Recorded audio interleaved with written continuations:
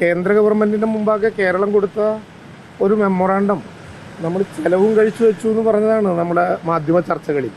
അപ്പം എന്തായാലും ഒരു കാര്യം ഉറപ്പായി, ചിലവായിരുന്നില്ല, അത് കിട്ടിയില്ല എന്നുള്ളതിലേക്ക് വരാൻ വേണ്ടി തീരുമാനിച്ചതിൽ വളരെ വളരെ സന്തോഷം. കേരളത്തിൻ്റെ പ്രശ്നം ഇതാണ്. കേരളത്തിന് ലഭ്യമാകേണ്ട കേരളത്തിൻ്റെ പൊതുനഷ്ടത്തെക്കുറിച്ചും കേരളത്തിൽ ചെലവാകാൻ പോകുന്ന സംഖ്യയെക്കുറിച്ചും വളരെ കൃത്യതയോടുകൂടി കേന്ദ്ര ഗവൺമെൻറ്റിനെ നേരത്തെ തന്നെ അറിയിച്ചിരുന്നു. അത് നേരത്തെ നമ്മളെല്ലാവരും സംസാരിച്ചതുപോലെ ആഗസ്റ്റ് 9 തയ്യാറാക്കിയ മെമ്മോറാണ്ടം ഓഗസ്റ്റ് 17 തന്നെ പ്രിൻസിപ്പൽ സെക്രട്ടറി അയച്ചിരുന്നു.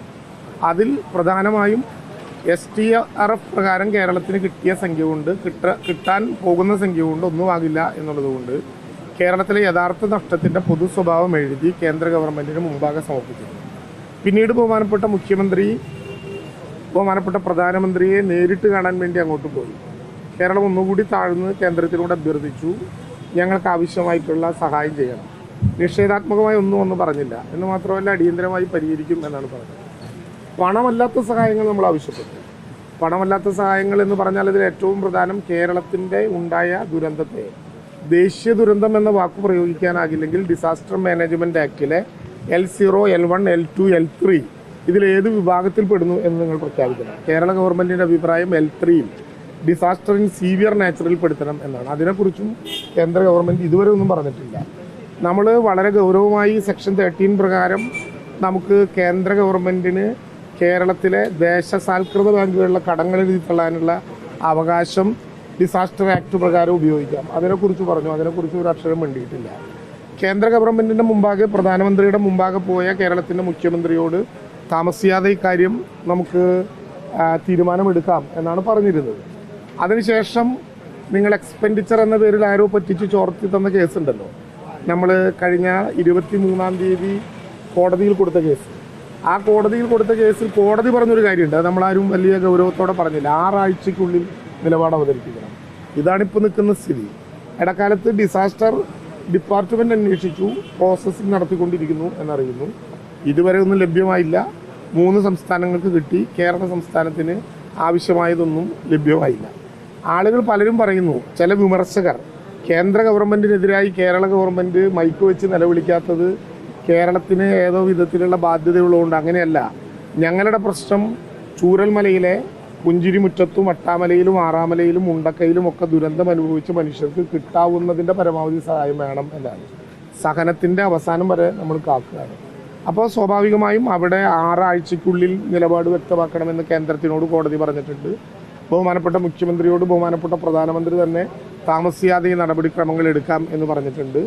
ജൂലൈ 30-നാണ് ദുരന്തം ഉണ്ടായത് എന്ന് നമുക്കെല്ലാവർക്കും അറിയാം. അപ്പോൾ അതുകൊണ്ട് 6 ആഴ്ച എന്ന കോടതി വിധിയുടെ കൂടി പശ്ചാത്തലത്തിൽ ലഭ്യമാകുന്നത് മനുഷ്യത്വപരമായ നന്മ വെച്ച് ലഭ്യമാക്കുമെന്ന പ്രതീക്ഷയോടെ കാത്തിരിക്കുകയാണ്.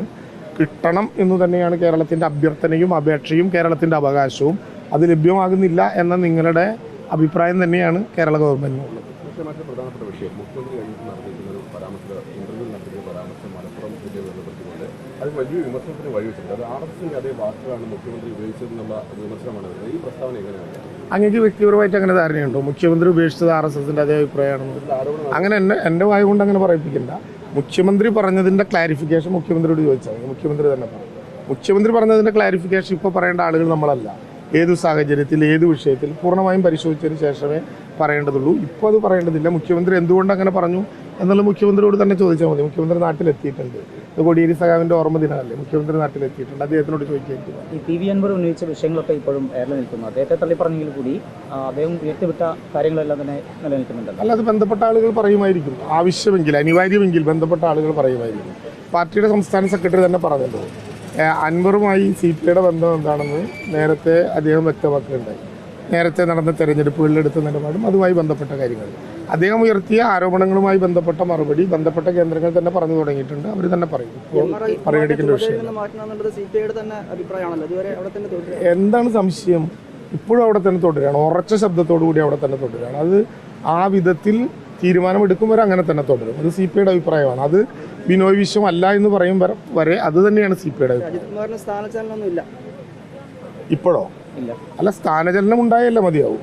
അത് CPIയുടെ അഭിപ്രായം എന്ന നിലയിൽ CPIയുടെ ഇടതുപക്ഷ ജനാധിപത്യ മുന്നണിയിൽ പറഞ്ഞിട്ടുണ്ട്. പൊതുവായ ചർച്ചകൾ വന്നിട്ടുണ്ട്.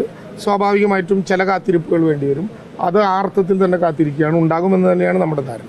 എന്തുകൊണ്ടാണ് ഇങ്ങനെ നീണ്ടുപോകുന്നത്? വിമർശനം ഉയർത്തിയിട്ട് എന്തുകൊണ്ടാണ് ADGP മാറ്റാൻ പഠിക്കുന്നത്? എന്നോടാണോ ചോദ്യം?